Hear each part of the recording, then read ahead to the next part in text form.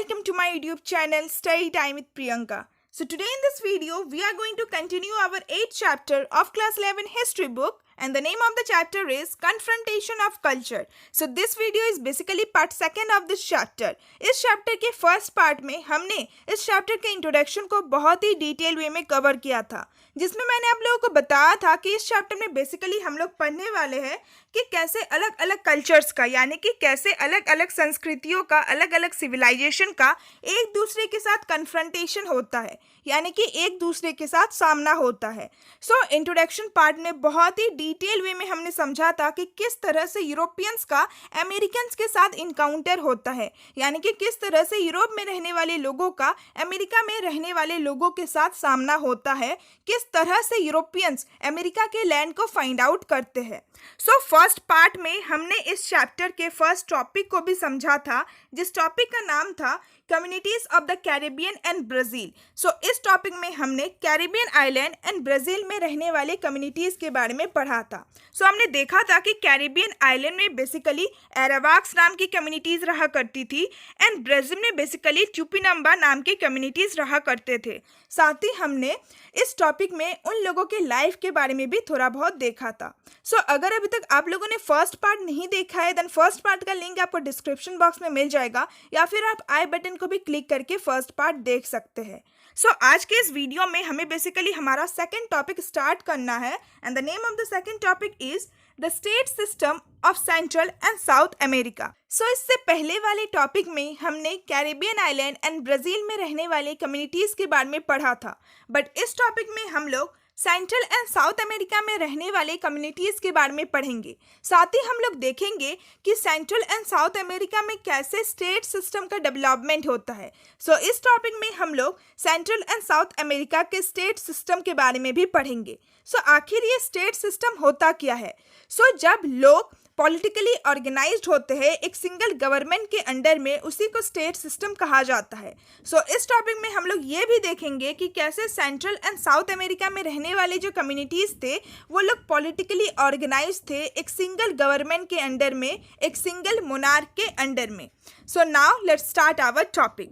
सो अगर हम central and south America में रहने वाले कम्युनिटीज़ का कंपैरिजन करते हैं विद द कम्युनिटीज़ जो कि कैरिबियन एंड ब्राज़ील में रहते थे, सो सेंट्रल एंड साउथ अमेरिका में रहने वाले जो कम्युनिटीज़ थे वो लोग हाईली ऑर्गेनाइज स्टेट में रहा करते थे, यानी कि उन लोगों का जो राज्य होता था, उन लोगों का जो स्टेट होता था जहाँ पे वो लोग रहते थे, वो ऑर्गेनाइज्ड होता था, वो एक संगठित स्टेट होता था. साथ ही सेंट्रल एंड साउथ अमेरिका में रहने वाले जो कम्युनिटीज़ थे उनका जो मेजर क्रॉप का प्रोडक्शन होता था वो होता था कॉर्न का प्रोडक्शन.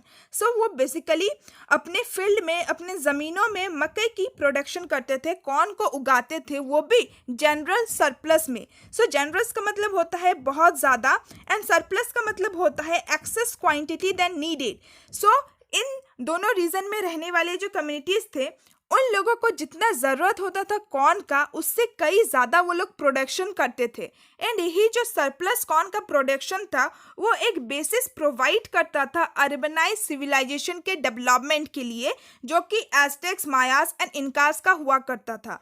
सो जैसा कि मैंने आपको बताया कि इस टॉपिक में हम लोग सेंट्रल एंड साउथ अमेरिका में रहने वाले कम्युनिटीज़ के बारे में पढ़ेंगे. सो बेसिकली उन 3 मेजर कम्युनिटीज़ का नाम है एज़टेक्स, मायास एंड इनकास. सो इस टॉपिक में हम लोग Aztec civilisation, Maya civilisation and Incas civilisation के बारे में पढ़ेंगे. सो इन तीनों सिविलाइजेशन ने, इन तीनों कम्युनिटीज़ ने अपने अपने रीजन में, यानी कि सेंट्रल एंड साउथ अमेरिका के लैंड में एक अर्बनाइज सिविलाइजेशन का डेवलपमेंट किया था. अर्बनाइज का मतलब होता है शहरीकरण एंड सिविलाइजेशन यानी कि सभ्यता. सो इन लोगों ने जिस सभ्यता का निर्माण किया था वो एक अर्बनाइज सिविलाइजेशन था. और साथ ही इन तीनों कम्युनिटीज़ ने जो अपने टाइम पे मॉन्यूमेंट्स बनाए थे, वो मॉन्यूमेंट्स, वो इमारतें आज भी विजिटर्स के लिए बहुत ज़्यादा मेस्मराइजिंग होता है, यानी कि आज भी विजिटर्स बहुत ज़्यादा अट्रैक्टेड होते हैं उन सारे मॉन्यूमेंट्स को देखकर. सो ये था इस टॉपिक का एक छोटा सा इंट्रोडक्शन. सो बेसिकली इस टॉपिक में हम लोग ये जो 3 मेजर कम्युनिटीज़ है, एज़टेक्स, मायास एंड इनकास, इसके बारे में एक एक करके पढ़ेंगे. सो टॉपिक स्टार्ट करने से पहले सबसे पहले हम लोग मैप में एक बार समझ लेते हैं कि Aztecs, Mayas and Incas central and south America में किस पार्ट में रहा करते थे. So this is the map of central and south America. So central America में जो आप ये रेड कलर का पार्ट देख रहे हैं, इस एरिया में बेसिकली एस्टेक एम्पायर की कम्युनिटीज रहा करती थी. एंड उसी के जस्ट नीचे जो आप ये पिंक पार्ट देख रहे हैं, इस पार्ट में मायाज एम्पायर की कम्युनिटीज रहा करती थी. एंड अगर आप साउथ अमेरिका में इस रीजन को देखेंगे, जो कि पेरू का रीजन है, इस रीजन में इनकास एम्पायर के लोग रहा करते थे. So basically Aztecs and Maya's central America में रहते थे एंड इनकास साउथ अमेरिका में रहा करते थे. सो अब हम अपना नेक्स्ट टॉपिक स्टार्ट करते हैं, जिस टॉपिक का नाम है द एस्टेक्स, यानी कि हम अब फर्स्ट कम्युनिटी के बारे में पढ़ेंगे. सो ये जो एस्टेक्स हुआ करते थे वो 12th सेंचुरी के दौरान नॉर्थ अमेरिका से माइग्रेट करते हैं मैक्सिको के सेंट्रल वैली में. यानी कि ये जो एस्टेक्स थे वो पहले नॉर्थ अमेरिका में रहा करते थे, बट नॉर्थ अमेरिका से वो लोग माइग्रेट करते हैं. सो माइग्रेशन का मतलब मैंने आप लोगों को पहले भी बताया है कि जब लोग एक कंट्री या फिर एक रीजन से दूसरे कंट्री या फिर दूसरे रीजन में मूव करते हैं एंड वहीं पर सेटल हो जाते हैं. सो ये जो एस्टेक्स थे वो बेसिकली पहले नॉर्थ अमेरिका में रहते थे, बट फिर एक टाइम पीरियड के दौरान उन्होंने मैक्सिको के सेंट्रल वैली में माइग्रेट किया एंड फिर वो लोग वहाँ पे सेटल हो गए. सो मैक्सिको, ये जो कंट्री का नाम है प्रेजेंट डे का, ये बेसिकली एक नाम से डिराइव किया गया है. सो ये जो एस्टेक कम्युनिटी के लोग थे, इन लोगों का एक लोकल गॉड हुआ करता था, एक भगवान हुआ करता था जिनको वो लोग मानते थे, एंड उस भगवान का नाम था मैक्सिटली. सो ये जो टर्म है, ये जो नाम है इस कंट्री का मैक्सिको, ये बेसिकली इस भगवान के नाम से ही डिराइव किया गया है. सो इससे पहले भी हमने ये पढ़ा था कि ब्राज़ील, ये जो कंट्री है, इसका नाम ब्राज़ीलो ट्री से डिराइव किया गया है. सो सेम इसी तरह ये जो भगवान का नाम है मैक्सिटली, इसी के नाम से, इन्हीं के नाम से मैक्सिको, ये जो कंट्री का नाम है, इसको डिराइव किया गया है. सो एस्टेक्स बेसिकली पहले नॉर्थ अमेरिका में रहते थे, बट वो लोग माइग्रेट करते हैं मैक्सिको के सेंट्रल वैली में.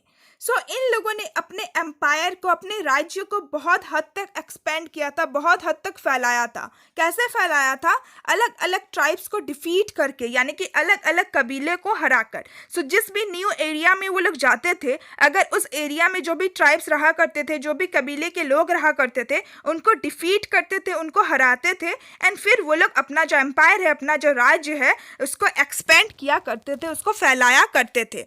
सो एस्टेक का जो सोसाइटी था, उन लोगों का जो समाज था, वो हायरार्किकल हुआ करता था. सो ये जो टर्म है हायरार्की, हायरार्किकल, इस टर्म से तो आप लोग बहुत ज़्यादा फैमिलियर होंगे.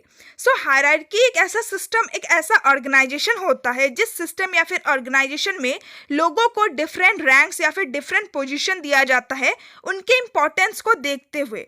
सो एस्टेक सोसाइटी भी हायरार्किकल सोसाइटी हुआ करती थी, यानी कि लोगों को different different ranks, different different position दिया जाता था उनके इंपॉर्टेंस को देखते हुए. सो नोबिलिटी एक ग्रुप हुआ करता था. नोबिलिटी यानी कि एक ऐसा ग्रुप जिनको बहुत ज़्यादा प्रिविलेजेस मिलती है. नोबिलिटी बेसिकली एक प्रिविलेज्ड ग्रुप या फिर क्लास को कहा जाता है. सो द 3 ऑर्डर्स में भी हमने नोबिलिटी के बारे में पढ़ा था कि कितना ज़्यादा उन लोगों को प्रिविलेजेस मिलता है. सो एस्टेक सोसाइटी में भी एक नोबिलिटी नाम का ग्रुप हुआ करता था जिनको बहुत ज़्यादा एडवांटेजेस मिलते थे. एंड नोबिलिटी में कौन इंक्लूडेड रहते थे? जो कि बर्थ से ही नोबल्स हो, यानी कि वे लोग जो जन्म से ही इस कैटेगरी में बॉर्न हुए हैं या फिर जन्म से ही जो बहुत ज़्यादा अमीर है, रईस है, वो लोग नोबिलिटी के ग्रुप या फिर रैंक में आया करते थे. इसके अलावा प्रिस्ट भी हुआ करते थे. प्रिस्ट यानी कि पुजारी या फिर पुरोहित, जो कि रिलीजियस एक्टिविटी में इंगेज होते थे. एंड अदर्स में बाकी जितने भी लोग थे, जैसे कि ट्रेडर्स हो गया, वो सारे अदर्स कैटेगरी में आ जाते थे. सो इन तीनों ग्रुप को, नोबिलिटी, प्रीस्ट एंड अदर्स को एक पोजीशन दिया गया था, एक रैंक दिया गया था एस्टेक के हायरार्किकल सोसाइटी में, यानी कि समाज में.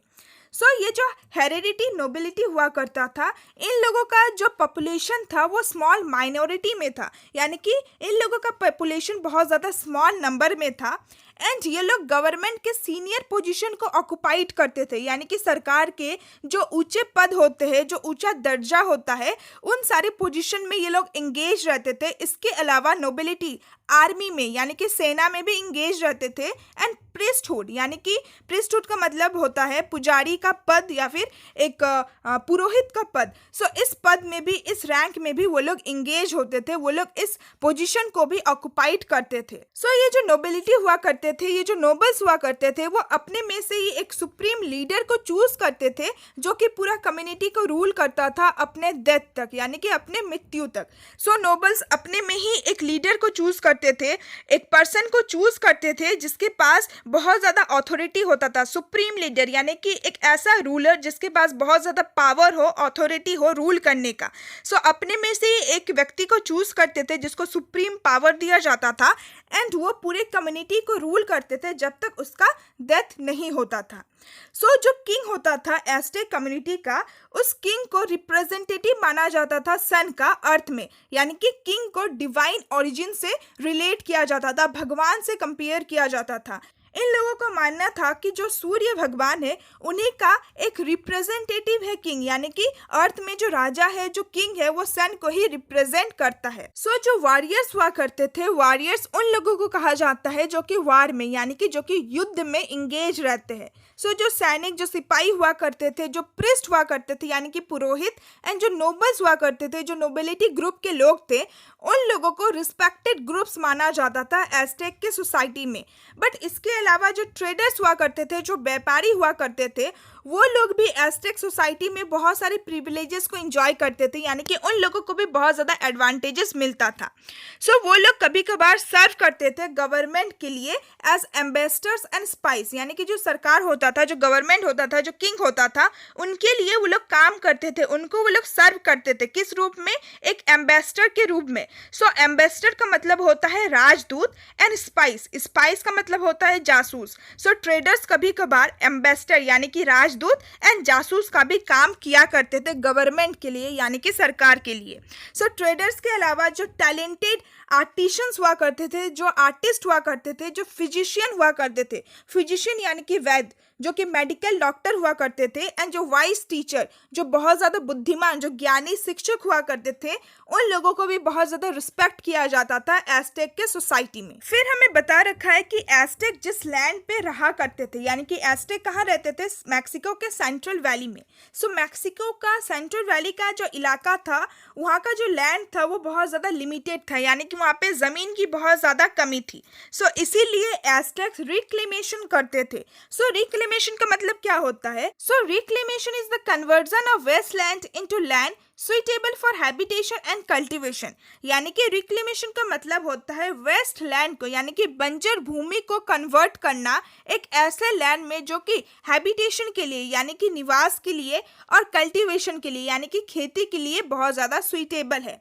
सो ये जो एस्टेक्स हुआ करते थे, ये लोग रिक्लेमेशन करते थे, यानी कि वेस्ट लैंड को सुइटेबल लैंड में कन्वर्ट किया करते थे। क्यों? क्योंकि जिस एरिया में, जिस रीजन में वो लोग रहते थे, वहाँ पे लैंड की बहुत ज़्यादा कमी हुआ करता था। सो वो लोग बेसिकली चिनम्पास बनाया करते थे। चिनम्पास का मतलब होता है आर्टिफिशियल आइलैंड। आर्टिफिशियल यानी कि बनावटी, जो चीज़ ह्यूमन बींग्स बनाते थे। सो एस्टेक्स आइलैंड्स को बनाते थे। सो ये एक बहुत ही बड़ी बात है कि एस्टेक्स जो कि एक ट्रिबल कम्युनिटी थी, वो लोग आर्टिफिशियल आइलैंड्स बनाया करते थे मैक्सिको के लेक में, यानी कि मैक्सिको के झीलों में। सो किस तरह से वो लोग आर्टिफिशियल आइलैंड्स बनाया करते थे? सो रीड एक तरह का प्लांट होता है, एक तरह का पौधा होता है। सो वो लोग रीड मैट्स बनाया करते थे वीव करके, यानी कि ये जो प्लांट है, इस प्लांट के पत्तों के हेल्प से वो लोग मैट बनाया करते थे, यानी कि एक चटाई की तरह, एक कारपेट की तरह लैंड बनाया करते थे, उसको वीव करके, यानी कि उसकी बुनाई करके। एंड फिर इस बड़े से रीड से बने हुए मैट में वो लोग मड यानी कि मिट्टी और फिर प्लांट से कवर कर देते थे, एंड फिर इसको पानी में वो लोग फ्लोट करवाते थे। सो इसी तरह करके वो लोग आर्टिफिशियल आइलैंड बनाया करते थे।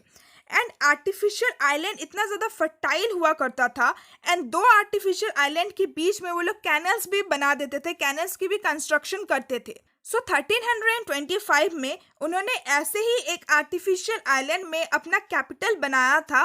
उस कैपिटल का नाम था टेनोच्टिटलान।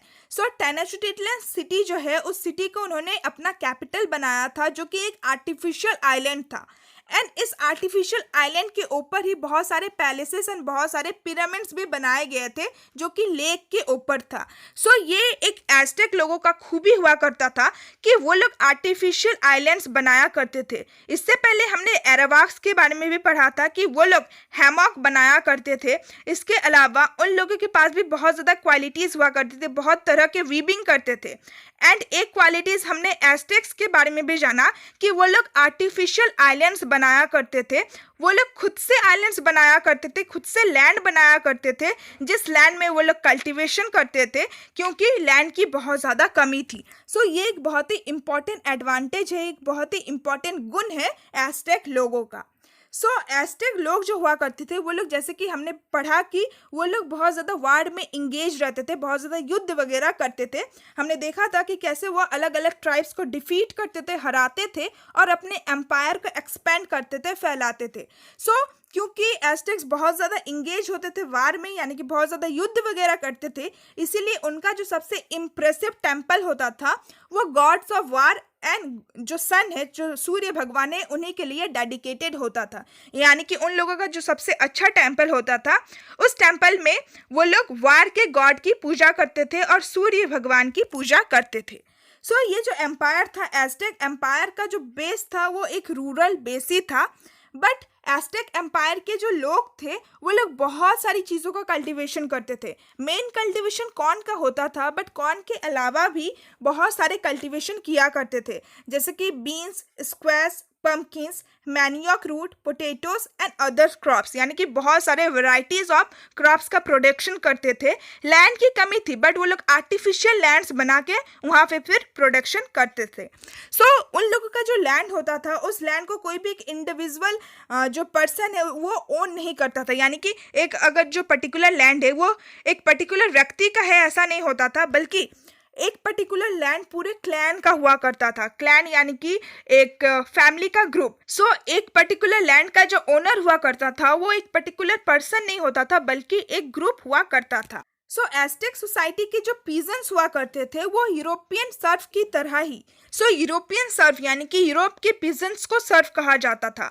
सो एज़टेक सोसाइटी के जो पीजेंट्स थे वो यूरोप की सोसाइटी के पीजेंट्स की तरह ही ऐसे लैंड्स पे काम करते थे जो वो उनके खुद के नहीं होते थे, बल्कि नोबिलिटी के हुआ करते थे। सो पीजेंट्स के पास खुद का लैंड तो नहीं होता था, इसीलिए वो लोग नोबिलिटी के लैंड में काम करते थे, जिस तरह से यूरोपियंस पीजेंट्स भी नोबिलिटी के लैंड में ही काम करते थे। एंड वो लोग नोबिलिटी के लैंड में काम भी करते थे, कल्टीवेशन भी करते थे, एंड इन एक्सचेंज उन्हें क्या मिलता था, जो भी प्रोडक्शन होता था, जो भी हार्वेस्ट होता था, उसका कुछ हिस्सा नोबिलिटी पीजेंट्स को दिया करते थे। एंड इसी तरह से जो पीजेंट्स है वो अपने जीवन को बिताते थे। फिर बता रखा है कि एज़टेक सोसाइटी में जो गरीब लोग होते थे, जो पोर लोग होते थे, वो लोग कभी कभार अपने बच्चों को भी बेच देते थे स्लेव्स के रूप में, यानी कि गुलाम के रूप में। बट ये जो गुलामी होती थी ये एक लिमिटेड टाइम पीरियड के लिए ही होता था। जैसे कि एक व्यक्ति बहुत ज़्यादा गरीब है, सो इसीलिए वो अपने बच्चे को बेच दे रहा है एक स्लेव के रूप में, बट एक पर्टिकुलर टाइम पीरियड के लिए। मान लीजिए कि 5 साल के लिए उन्होंने अपने बच्चे को बेच दिया एक नौकर, एक गुलाम के रूप में। बट जैसे ही वो टाइम पीरियड ख़त्म हो जाता था, जो स्लेव होते थे, जो गुलाम होते थे, उनको अपना फ्रीडम, उनको अपना आज़ादी वापस मिल जाता था। सो अगर आप इसको जो 3 ऑर्डर्स वाला चैप्टर है उससे अगर आप कंपेयर करेंगे, सो बेसिकली वहाँ पे भी स्लेव्स हुआ करता था, बट एक बार जब स्लेव्स को बेच दिया जाता था देन उन्हें लाइफ टाइम के लिए वो गुलामी करना पड़ता था। बट एज़टेक सोसाइटी में हमें क्या देखने को मिला कि जो स्लेव्स है उनका जो फ्रीडम है, जिस पर्टिकुलर टाइम के लिए उनको बेचा जाता था, बस उसी पर्टिकुलर टाइम पीरियड के लिए वो गुलामी करते थे। बट जैसे ही टाइम पीरियड ख़त्म होता था उनको अपना फ्रीडम वापस मिल जाता था। और एक एज़टेक सोसाइटी का एडवांटेज था, और एक एज़टेक सोसाइटी का ये गुण था कि एज़टेक ये इंश्योर करते थे कि हर एक बच्चा स्कूल जाए। सो उस टाइम में एक ट्राइबल कम्युनिटी के लोग पढ़ाई का, स्कूलिंग का इतना ज़्यादा ध्यान रखते थे, ये अपने आप में एक बहुत बड़ी बात है। सो एज़टेक कम्युनिटी के लोग ये इंश्योर करते थे कि हर एक बच्चा स्कूल जाए। सो नोबिलिटी ग्रुप के जो चिल्ड्रंस हुआ करते थे, यानी कि नोबिलिटी ग्रुप के जो बच्चे हुआ करते थे, जो कि बाय बर्थ नोबल्स थे, बर्थ से ही बहुत ज़्यादा रईस थे, बहुत ज़्यादा अमीर थे, सो ऐसे बच्चे कैलमेकिक स्कूल में अटेंड किया करते थे। सो कैलमेकिक एक तरह का स्कूल था एज़टेक सोसाइटी का, एंड इस स्कूल में सिर्फ और सिर्फ नोबिलिटी के के बच्चों को ही परमिशन था कि वही लोग इस स्कूल में एंट्री कर सकते हैं, वही लोग इस स्कूल को अटेंड कर सकते थे। सो इस स्कूल में नोबिलिटी के बच्चों को ट्रेन किया जाता था, ट्रेनिंग दिया जाता था मिलिट्री एंड रिलीजियस लीडर्स बनने के लिए। सो नोबिलिटी के जो बच्चे थे उनको सिर्फ और सिर्फ मिलिट्री एंड रिलीजियस लीडर्स की ही ट्रेनिंग दिया जाता था, यानी कि एक नोबिलिटी का बच्चा या तो मिलिट्री में जा सकता है, या तो सिपाही बन सकता है, या फिर एक रिलीजियस लीडर बन सकता है, प्रीस्ट बन सकता है। एंड जो दूसरे ग्रुप्स के बच्चे हुआ करते थे वो लोग दूसरे स्कूल को अटेंड किया करते थे, जिस स्कूल का नाम होता था टेपोचकली। सो इस स्कूल में दूसरे ग्रुप्स के बच्चों को हिस्ट्री समझाया जाता था, हिस्ट्री पढ़ाया जाता था, यानी कि इतिहास पढ़ाया जाता था, साथ ही मिथ यानी कि ट्रेडिशनल स्टोरीज पढ़ाया जाता था, और रिलीजन और सेरेमोनियल सॉन्ग सिखाए जाते थे। सो बॉयज़ को मिलिट्री ट्रेनिंग दिया जाता था, साथ ही साथ उन्हें एग्रीकल्चर का ट्रेनिंग भी दिया जाता था, यानी कि बॉयज़ का जो मेन काम होता था वो होता था मिलिट्री में सर्व करना या फिर एग्रीकल्चर का काम करना। एंड जो एज़टेक एम्पायर की गर्ल्स हुआ करती थी उनको डोमेस्टिक स्किल्स की ट्रेनिंग दिया जाता था, यानी कि घर के कामकाज करने की ट्रेनिंग दिया जाता था। फिर बता रखा है कि अर्ली 16th सेंचुरीज के दौरान हमें एज़टेक एम्पायर में कुछ स्ट्रेन के साइन देखने को मिले, यानी कि एज़टेक एम्पायर में हमें कुछ तनाव के साइन देखने को मिले। एंड इसी के बाद से एज़टेक एम्पायर का जो इम्पोर्टेंस था वो धीरे धीरे घटने लगा। सो हमने एज़टेक एम्पायर के बारे में समझ लिया। हमारा जो नेक्स्ट टॉपिक है वो है द मायास। सो इसमें हम दूसरे कम्युनिटी जो माया कम्युनिटी है उसके बारे में पढ़ेंगे। सो माया का जो कल्चर हुआ करता था वो मैक्सिको में बहुत ज़्यादा डेवलप करता है 11th एंड 14th सेंचुरीज़ के दौरान। बट 16th सेंचुरी के टाइम पीरियड में हमें ये देखने को मिला कि एज़टेक से अगर हम कंपेयर करें सो ये लोग पॉलिटिकली पावरफुल उतना नहीं थे जितना कि एज़टेक्स थे। सो मायास का भी मेन जो क्रॉप का प्रोडक्शन होता था वो कॉर्न ही होता था। कॉर्न कल्टीवेशन उनके कल्चर के लिए, उनके संस्कृति के लिए एक सेंट्रल इंपॉर्टेंस होता था, यानी कि बहुत ज़्यादा महत्व रखता था कॉर्न का कल्टीवेशन। साथ ही बहुत सारी रिलीजियस एंड बहुत सारी सेरेमनीज भी करवाए जाते थे जब कॉर्न का प्रोडक्शन होता था, यानी कि कॉर्न को प्लांट किया जाता था, जब कॉर्न उगाए जाते थे एंड जब कॉर्न की हार्वेस्टिंग किया जाता था। Efficient agriculture production generated surplus which helped the ruling classes, priests and chief to invest in architecture and in the development of astronomy and mathematics. So उन लोगों का जो एक बहुत ज़्यादा इफेक्टिव एग्रीकल्चर प्रोडक्शन होता था, जो बहुत ज़्यादा एग्रीकल्चर प्रोडक्शन होता था, वो एक सरप्लस जनरेट करता था, जो कि हमने स्टार्टिंग में ही पढ़ा जब हम लोग इस टॉपिक की शुरुआत कर रहे थे कि कॉर्न का बहुत ज़्यादा कल्टीवेशन होता था, जिसके कारण से उन लोगों को एक सरप्लस प्रोडक्शन मिलता था, यानी कि जितना उन लोगों को ज़रूरत होता था उससे कई ज़्यादा वो लोग प्रोडक्शन करते थे। एंड ये सरप्लस प्रोडक्शन ही हेल्प करता था उन्हें एक अर्बनाइज सिविलाइजेशन के क्रिएशन के लिए। सो ये जो सरप्लस चीज़ होता था मे बी वो लोग उसको बेचते होंगे, ट्रेड करते होंगे, एंड इससे जो रेवेन्यू, इससे जो रिसोर्सेस मिलता होगा उन लोगों को, सो वही रिसोर्सेस जो रूलिंग क्लासेस थे माया एम्पायर में, जो प्रिस्ट थे, जो चीफ्स थे, उन लोगों को हेल्प करता था कि वो लोग आर्किटेक्चर में इन्वेस्ट करें, उसी के साथ साथ एस्ट्रोनॉमी एंड मैथमेटिक्स के डेवलपमेंट में भी इन्वेस्ट करें। सो वो जो एक्स्ट्रा रिसोर्सेज होता था उस रिसोर्सेज का वो लोग इन्वेस्टमेंट करते थे आर्किटेक्चर में। सो आर्किटेक्चर क्या होता है? बिल्डिंग को प्लान करने का, डिज़ाइन करने का, कंस्ट्रक्ट करने का जो आर्ट होता है, जो स्किल होता है, उसी को आर्किटेक्चर कहा जाता था। सो मायास का आर्किटेक्चर बहुत ज़्यादा हाई हुआ करता था। यहाँ पे आप एक पिक्चर भी देख सकते हैं कि कैसे उन्होंने एक टेम्पल बनाया था। इस टेम्पल को माया टेम्पल कहा जाता है। सो ये टेम्पल आप देख सकते हैं कि कितनी अच्छी तरह से बनाया गया है पत्थरों के हेल्प से।